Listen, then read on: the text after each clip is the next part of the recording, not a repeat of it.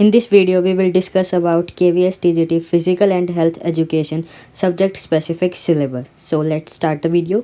Syllabus for post of TGT physical education, जो KVS के अंदर फिजिकल एजुकेशन का जो पेपर है टीजीटी का, उसका जो सब्जेक्ट स्पेसिफिक जो पार्ट है उसका जो सिलेबस है केवीएस की जो ऑफिशियल साइट पे दे रखा है उसको डिस्कस करते हैं हम। तो इन्होंने पहली बात मेंशन कर रखी है, the questions will be testing the depth of understanding and application of concept at the level of graduation. मतलब जो आपकी अपर मोस्ट लेवल होगा पेपर का वो होगा आपका ग्रेजुएशन लेवल का, मतलब जो डिफ़िकल्टी होगी वो ग्रेजुएशन लेवल की होगी, जो मोस्ट डिफ़िकल्ट पार्ट होगा, और जो बेसिक होगा वो आपकी 11th-12th की जो फिजिकल एजुकेशन है वहाँ से लेकर। सबसे पहले है कॉन्सेप्ट ऑफ फिजिकल एजुकेशन, उसके अंदर है आपका meaning and definition of physical education. जो फिजिकल एजुकेशन है उसका मीनिंग और साथ में डेफिनेशन, साथ में उसका एम और objective of physical education. Next है modern concept and scope of physical education. फिर उसके बाद है need and importance of physical education. ये इनसे ही जो ये लिखे हुए हैं कि जो कॉन्सेप्ट ऑफ फिजिकल एजुकेशन के अंदर जो इतने पार्ट है, ये हर एक पार्ट से कम एक एक दो क्वेश्चन आप आराम से बन सकते हैं। सीधा डेफिनेशन दे देंगे, वहाँ पे एक लाइन छोड़ देंगे कि यहाँ पे क्या आएगा डेफिनेशन के अंदर, फिल इन द ब्लैंक्स के तरीके।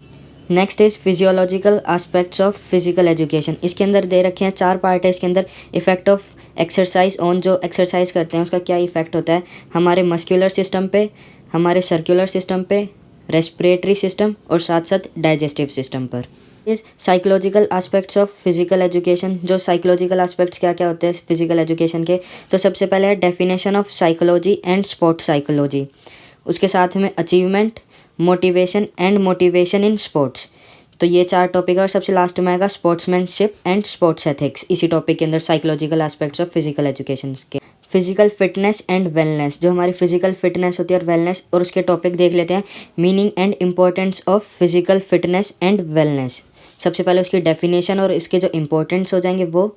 फिर उसके बाद है components of physical fitness, physical fitness है जो उसके कंपोनेंट्स है वो, एंड वेलनेस। उसके बाद है factors affecting physical fitness and wellness, जो जो फैक्टर्स है अफेक्ट करते हैं फिजिकल फिटनेस और वेलनेस को वो। फिर उसके बाद प्रिंसिपल ऑफ फिजिकल फिटनेस। फिर उसके बाद मीनिंग ऑफ फिटनेस डेवलपमेंट।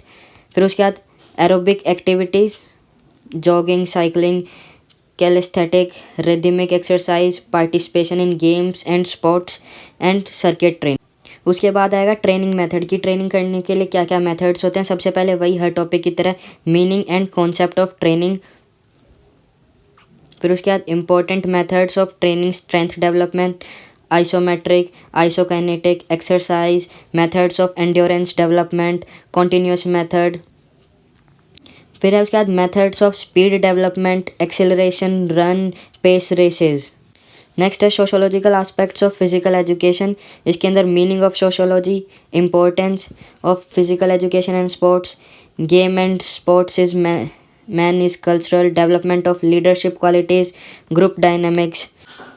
फिर उसके बाद है history of game and sports, जो भी गेम या स्पोर्ट्स आपकी चॉइस का उसके बारे में पूछेंगे, उसके लेटेस्ट जो रूल्स है वो, जो जनरल रूल्स होते हैं। फिर उसके बाद मेजरमेंट उसकी प्ले फील्ड की क्या क्या है, उसके अंदर कौन कौन से स्पेसिफिक इक्विपमेंट्स यूज़ होते हैं वो, फंडामेंटल स्किल्स या जो बेसिक स्किल उस गेम के लिए रिक्वायर्ड है वो, जो भी रिलेटेड स्पोर्ट्स की टर्मिनोलॉजी है उसके अंदर।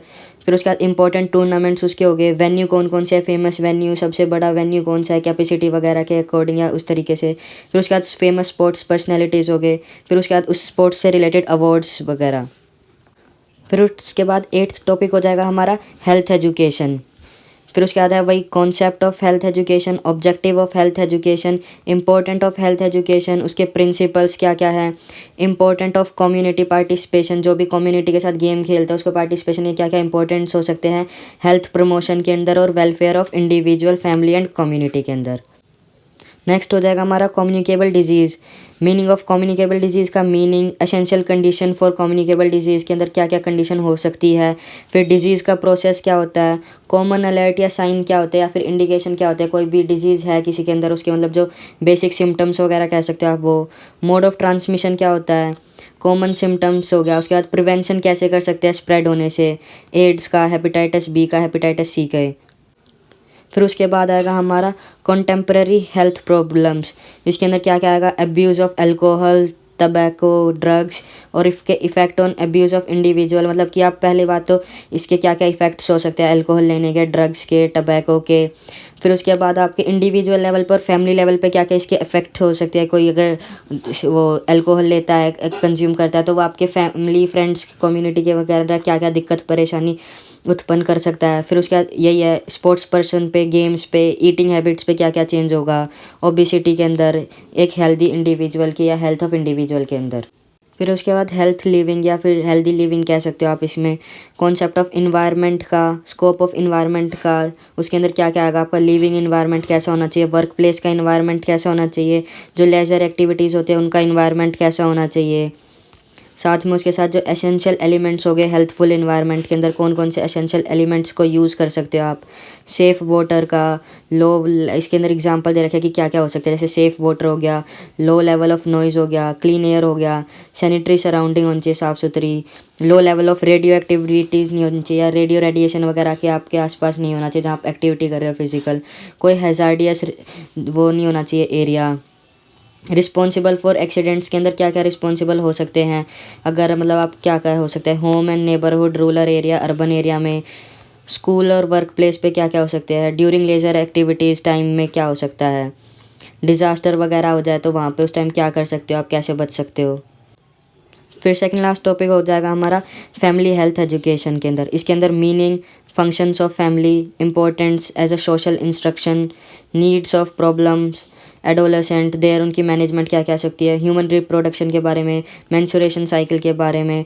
फिर उसके बाद problem associated with pre marital sex and teenage pregnancies, उनसे क्या क्या प्रॉब्लम हो सकती है। रोल ऑफ पेरेंट्स की चाइल्ड केयर के अंदर, पेरेंट्स का क्या रोल होता है, टीचर्स का क्या होता है।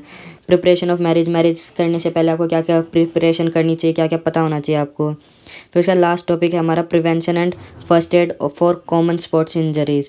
जो भी हमारी कॉमन स्पोर्ट्स इंजरीज़ होती हैं उससे आप क्या क्या बच सकते हो, प्रिवेंशन कैसे कर सकते हो, और हो जाए तो उसमें सबसे पहले फर्स्ट एड क्या देनी चाहिए।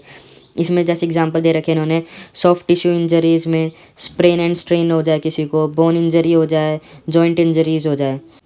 जो भी आपके इसके अंदर दे रखा है ये बिल्कुल जो केवीएस ने अपनी ऑफिशियल साइट पर डाल रखा है वो सिलेबस है, और इससे आपको ये आइडिया हो जाएगा कि क्या क्या आपको पढ़ना है, क्या क्या आपका सिलेबस है, क्या कवर करना है, किस में डीप में पढ़ना है, किस में थोड़ा ऊपर ऊपर से पढ़ के भी काम चल सकता है।